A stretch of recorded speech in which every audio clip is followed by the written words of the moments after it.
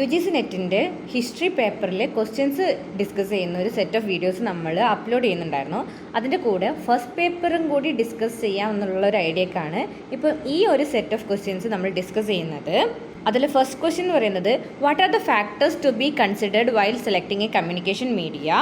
ഒരു communication media select ചെയ്യുമ്പോൾ നമ്മൾ പരിഗണിക്കേണ്ട ഫാക്ടേഴ്സ് എന്തൊക്കെയാണ് എന്നാണ് ചോദ്യം. അതിൽ ഹിൻ്റായിട്ട് കൊടുത്തിരിക്കുന്നത് 5 പോയിൻറ്റ്സ് ആണ്. No need to think about receiver, reliability, it should be costly, confidentiality, availability എന്നൊക്കെയാണ്. അതിൻ്റെ ഓപ്ഷൻസ് ആയിട്ട് കൊടുത്തിട്ടുള്ളത് ABNC only, ABND only, CD and E only, BDE only എന്നൊക്കെ പറഞ്ഞിട്ടുണ്ട്. അപ്പോൾ ഒരു കോമ്പറ്റേറ്റീവ് എക്സാമിനേഷന് നമ്മൾ പഠിച്ച കാര്യം അപ്ലൈ ചെയ്യുമ്പോൾ എല്ലാം കൂടി കുത്തിയിരുന്ന് വായിച്ച് പഠിച്ച് നോക്കുക എന്നുള്ളതിനേക്കാളും എത്രത്തോളം സ്മാർട്ട് വർക്കിൽ നമുക്ക് ആ ആൻസർ കണ്ടുപിടിക്കാൻ പറ്റും എന്നാണ് നോക്കേണ്ടത്. അപ്പം ഈ ഒരു ക്വസ്റ്റ്യൻ കയ്യിൽ കിട്ടിക്കഴിഞ്ഞാൽ ആദ്യം നമുക്ക് നോട്ടീസബിൾ ആയിട്ടുള്ളൊരു പോയിന്റ് മാർക്ക് ചെയ്യാം. Option C, it should be costly എന്ന് നിങ്ങൾക്ക് കാണാൻ പറ്റും. ഈ ഒരു പോയിന്റ് നമുക്ക് കാണുമ്പോൾ തന്നെ മനസ്സിലാവും.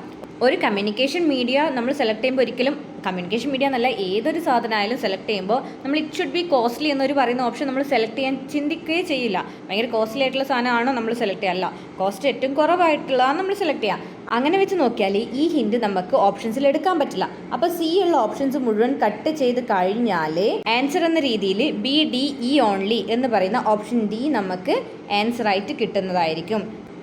ഇവിടെ അതിൻ്റെ ആൻസർ കാണിച്ചിട്ടുണ്ട് BDE ഓൺലി. ഏതൊക്കെയാണെന്ന് വെച്ചാൽ B reliability, D confidentiality, E availability. കാരണം നേരത്തെ പറഞ്ഞ പോലെ തന്നെ ഈ first one option A, no need to think about റിസീവറെ കുറിച്ച് ചിന്തിക്കുകയോ വേണ്ടെന്ന് പറഞ്ഞ ഒരു എക്സ്ട്രീം സ്റ്റേറ്റ്മെൻ്റ് ആണ്. മാത്രമല്ല നമ്മൾ റിസീവറെ കുറിച്ചിട്ട് എന്തായാലും ക്വാളിറ്റിയുള്ള റിസീവറാണോ കാര്യങ്ങളൊക്കെ നമ്മൾ എന്ത് ചെയ്താലും അല്ലെങ്കിൽ അവർ ആ ക്രൗഡ് എന്ന് പറയുന്നത് എത്രത്തോളം ആക്സെപ്റ്റൻസ് ഉള്ള ക്രൗഡാണ് എന്നൊക്കെ ഒരുപാട് കാര്യങ്ങൾ നമ്മൾ ചിന്തിക്കേണ്ടിയിരിക്കും. അപ്പോൾ അതൊന്നും ചിന്തിക്കാണ്ട് എടുത്ത് ചാടുന്നതിലൊരു അർത്ഥമില്ലല്ലോ. സെക്കൻഡ് ക്വസ്റ്റ്യൻ എന്ന് പറയുന്നത് when was the Paris agreement adopted. Okay, ഇതെന്ന് പറയുന്നത് നമ്മളെ ബയോളജി അല്ലെങ്കിൽ എൻവയോൺമെൻറ്റ് എന്നൊക്കെ പറയുന്ന ഒരു ഏരിയയിൽ വരുന്നതാണ്. അതിൽ സസ്റ്റൈനബിൾ ഡെവലപ്മെൻറ്റും മറ്റും ഒക്കെ പഠിക്കുന്നതിൻ്റെ കൂട്ടത്തിൽ നമ്മൾ പറയുന്ന പാരീസ് എഗ്രിമെൻറ്റ് എന്ന് പറയുന്ന ഒരു എഗ്രിമെൻറ്റ് നമുക്ക് പഠിക്കാനുണ്ട്. അത് എപ്പോഴാണ് അഡോപ്റ്റ് ചെയ്തത് എന്നാണ് ചോദിക്കുന്നത്. പാരീസ് എഗ്രിമെൻറ്റ് ഉണ്ടാക്കിയത് എപ്പോഴാണ്, മീറ്റിംഗ് എപ്പോഴാണ്, അങ്ങനെയൊന്നല്ല. പാരീസ് എഗ്രിമെൻറ്റ് അഡോപ്റ്റ് ചെയ്തത് എപ്പോഴാണ്? അതിൻ്റെ ഉത്തരം എന്ന് പറയുന്നത് B, 12 ഡിസംബർ 2015 എന്നുള്ളതാണ്.